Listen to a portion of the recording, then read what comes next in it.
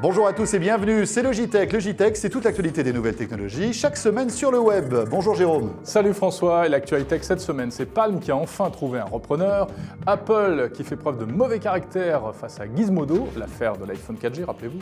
Et puis il n'y a pas que l'iPad dans la vie, dans le domaine des tablettes tactiles, un concurrent arrive, il s'appelle le Joujou, on l'a découvert pour vous. On va parler aussi d'une innovation qui vous donnera peut-être envie de retourner à l'école, un tableau blanc interactif avec notre invité.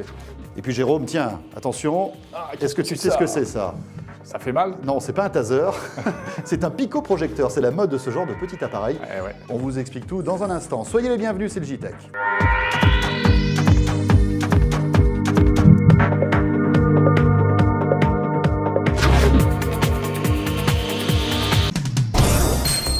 Kaspersky, expert en sécurité informatique.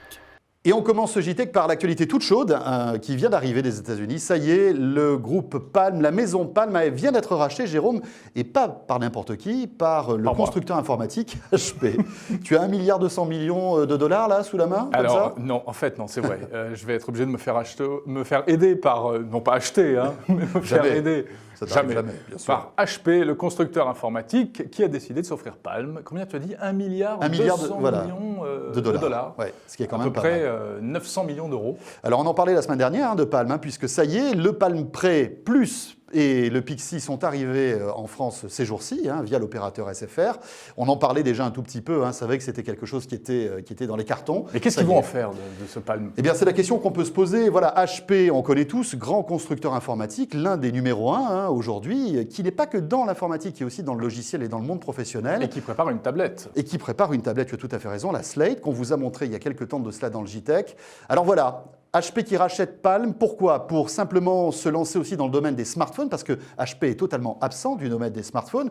Peut-être vont-ils tout simplement redonner un petit peu de souffle à Palm pour recréer Palm et le relancer tout en conservant la marque Palm, ou peut-être pas. Et moi, je pense que ce qu'ils achètent surtout, c'est le logiciel, le système d'exploitation WebOS, avec surtout tous les brevets qui vont avec, notamment en termes d'écran tactile, etc. C'est ça qui fait la richesse de Palm aujourd'hui. Donc, un dossier à suivre. Bon, l'autre gros dossier, Jérôme, de cette semaine, c'est Apple. Apple, encore oui, alors ils font des beaux produits, des produits qui sont sympathiques, mais ils sont pas très sympathiques quand même, Apple a envoyé les flics chez Jason Chen. Vous ne connaissez pas Jason Chen? C'est lui, c'est ce journaliste du site Gizmodo, on en parlait déjà la semaine dernière, qui a révélé, dévoilé le futur iPhone 4G, enfin on pense que c'est le futur iPhone 4G.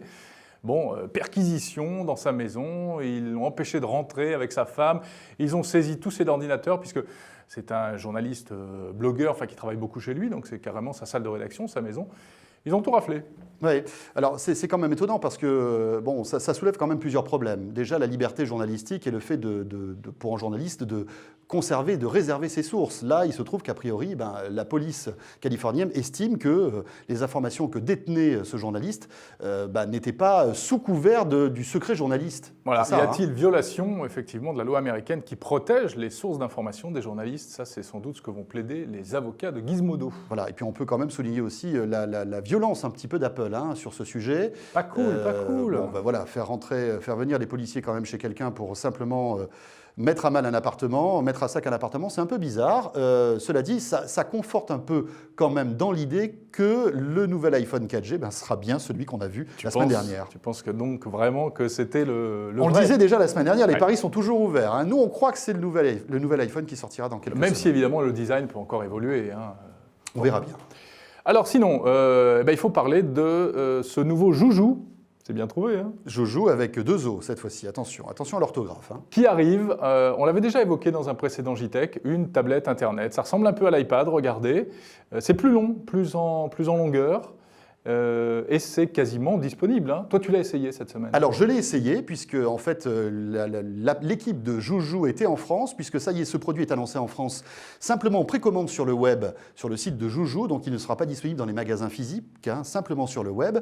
Et il arrive le 12 mai. Alors, effectivement, il y a eu une présentation presse cette semaine à Paris. J'y étais. Regardez les images qu'on a pu tourner pour vous. Cela dit, je t'avoue que j'ai été quand même un petit peu déçu. Ouais, pourquoi? Parce que c'est un produit qui est lourd, beaucoup plus lourd que l'iPad. on sent quand même il est son plus poids, épais, il est plus dodu, plus Il épais. fait 17 kilos, c'est ça? Oui, il a 17,5 kg. Voilà, c'est ça.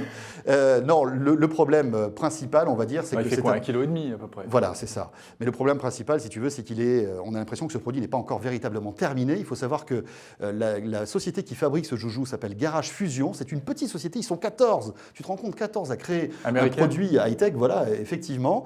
Alors, il est très joli, hein, très bien fini, mais le problème, c'est que ça rame. Ça rame pas mal. J'ai essayé de lancer justement une application Flash, puisque l'une des grosses forces de ce système-là, c'est que le Flash fonctionne. Et bien là, ça ne marchait pas très très bien. Alors, il y avait le fondateur de ce produit, Garage Joujou, Fusion, dont je ne me souviens pas du nom, parce qu'il a un nom un peu prononçable, coucher dehors, comme on dit. Ouais. Je m'excuse auprès de sa famille s'il nous regarde. Cela dit, il nous a dit que le produit n'était pas encore véritablement terminé. Il nous a promis qu'il serait terminé lorsqu'il sortira mi-mai. Il a quand même un atout, ce produit, c'est son prix, Oui. qui est moins élevé que l'iPad, que celui de l'iPad. 369 €, avec un écran plus grand, des spécificités techniques quand même assez intéressantes, un port USB. Donc là, on va pouvoir, cela dit, regarder ses photos. Il a aussi une petite webcam. Voilà, c'est un produit qui est intéressant sur papier, mais qui, à mon avis, pour l'heure, n'a pas l'air d'être encore abouti.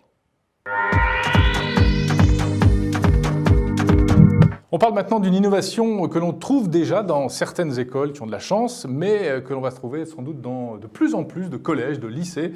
C'est un tableau non plus noir avec une craie, mais blanc, ça c'est fini, ça. C'est beau. interactif. Oui, et pour en parler, nous avons avec nous Karine Pic. Bonjour Karine Pic. Bonjour. Vous êtes responsable marketing chez Panasonic, en tout cas les tableaux Panasonic interactifs. Alors expliquez-nous un petit peu, mais qu'est-ce que c'est que ce tableau du futur, ce tableau numérique ? Alors, le tableau interactif, en fait, ça va permettre aux enseignants de créer des cours plus dynamiques, comparé, vous en parliez, au tableau à la craie.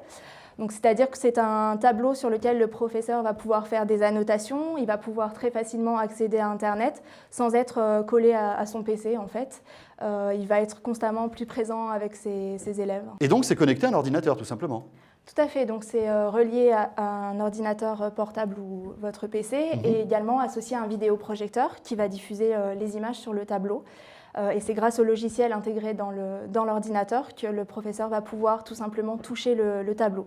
Puisque en fait, une des particularités de nos tableaux, c'est un tableau tactile où 3 personnes vont pouvoir intervenir directement sur le tableau. Et ça apporte vraiment quelque chose en termes de l'apprentissage, parce que ça a été testé déjà, c'est déjà utilisé. Même Oui, tout à fait, c'est déjà utilisé. Donc il faut savoir qu'il y a déjà 6000 écoles qui ont été équipées dans le cadre du plan École numérique rurale. Donc le gouvernement, en ce moment, pousse beaucoup ce type de technologie et il y aura très certainement de nouvelles annonces qui seront faites de ce côté-là.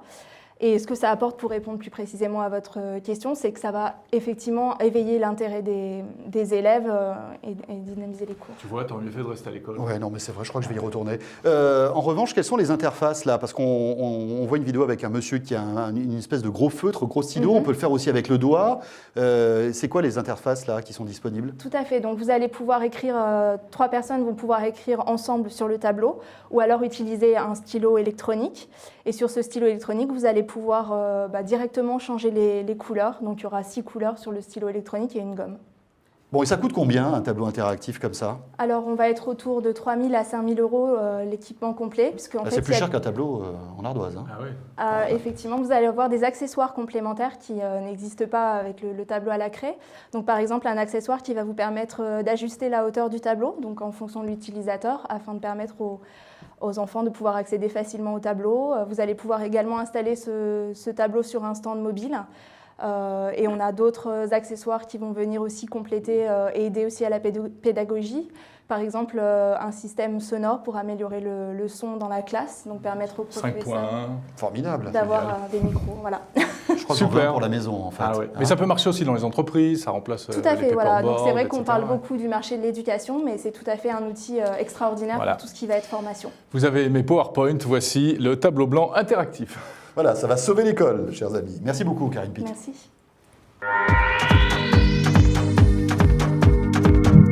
C'est le JTech, toute l'actu high-tech chaque semaine sur le web. Séquence gadget tout de suite. François, tu m'as apporté... Mais arrête de me mettre cette lumière dans l'œil, s'il te plaît. Qu'est-ce que c'est? Eh bien écoute, c'est un picoprojecteur. C'est très à la mode ce genre de produit, ça existe depuis quelques années déjà. Pico tout petit. D'année en année, ça se réduit. Dis-toi que dans ma main, je tiens un vrai petit projecteur vidéo qui peut... Alors c'est étonnant parce qu'il a de la mémoire, donc il a de la mémoire intégrée, 1 giga, c'est la parce marque que c'est pas 3M. le premier du genre, il y a déjà des picoprojecteurs. Tout à fait. Celui-là, on peut lui mettre des films à l'intérieur. Exactement, on peut lui mettre des films, on peut lui mettre des fichiers, par exemple des fichiers Word, du PowerPoint, il lit tout, il a dedans un petit lecteur, et c'était pratique parce que finalement, dans ta poche, tu as un projecteur qui va pouvoir te faire des présentations ou même te faire une petite projection là, privée. c'est le ventilateur qui s'est déclenché. Exactement, il y a un petit ventilateur à l'intérieur qui est là pour refroidir en fait le système LED qui est à l'intérieur. Bon, moi je ne sais pas si ça va vraiment remplacer mon écran plasma 50 pouces à la maison. Oui, cela dit, je ne suis pas persuadé que ton écran de plasma 50 pouces, tu puisses mettre dans la poche. Tu vois, non, mais enfin quand même, en termes de taille d'image, etc., c'est vraiment pour une utilisation très particulière. Je suis un peu d'accord avec toi, on est aux prémices de cette technologie. La société 3M avec qui j'ai discuté m'a expliqué que bientôt,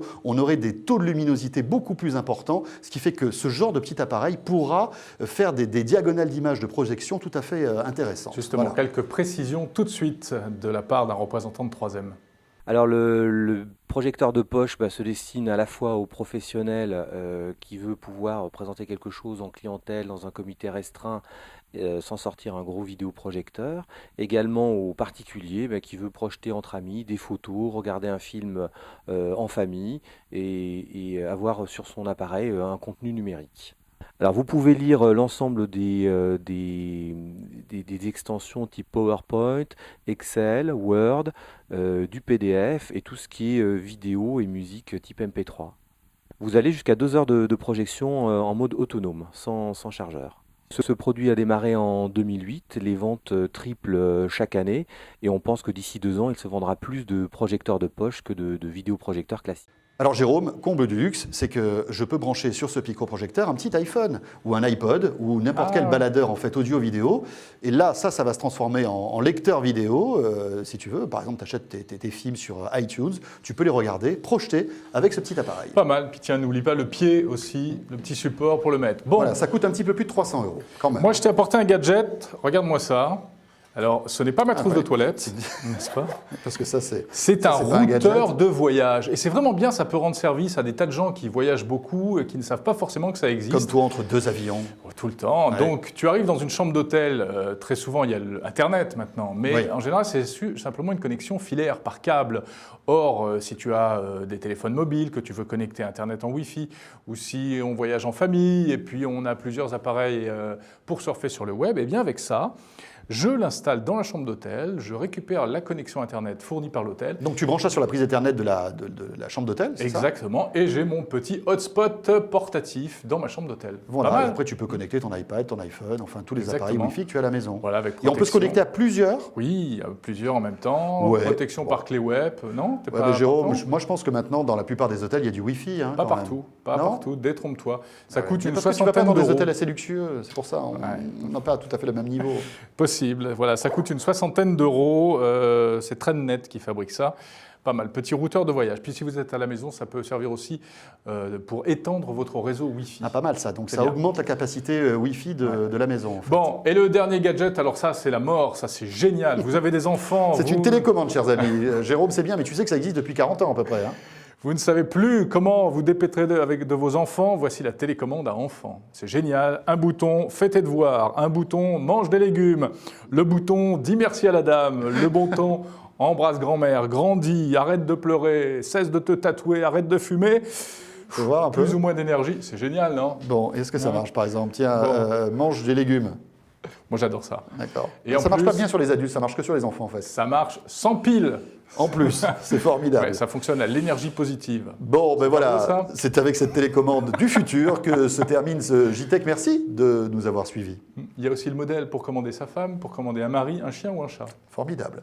Et on se retrouve bien sûr la semaine prochaine pour toute actualité des nouvelles technologies. N'hésitez pas à nous retrouver aussi sur le site lachaîne-techno.com. Salut à la semaine tous. prochaine.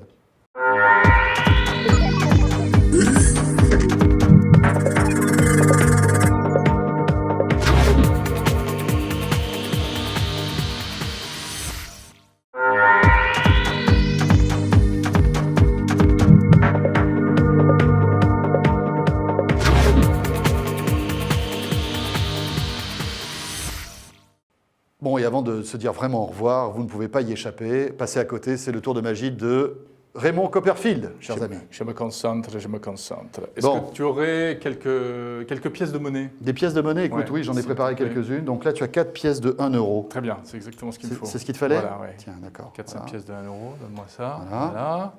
Bon, déjà, il Bien. m'a piqué 4 euros. J'ai ici Bien joué. ce formidable accessoire de plomberie. Oui, Voilà, un petit bouchon. superbe. Attention. Ça marche bien. Il m'a foutu mon tour en l'air. Voilà. Garcimore, chers amis. Garcimore n'est pas mort. Il est toujours là. Voilà. Regarde bien. Oui, donc ça. Attention. Oui. Hop, voilà. Et tes pièces ont disparu, Les Jérôme. pièces ont disparu, monsieur. Ah, Tu allez, veux- fais-les revenir. tu veux les récupérer, tes bah, pièces? J'aimerais bien, oui. Et voilà. C'est beau, c'est superbe. On n'a pas Merci. vu du tout, en plus, la supercherie. Merci, Jérôme.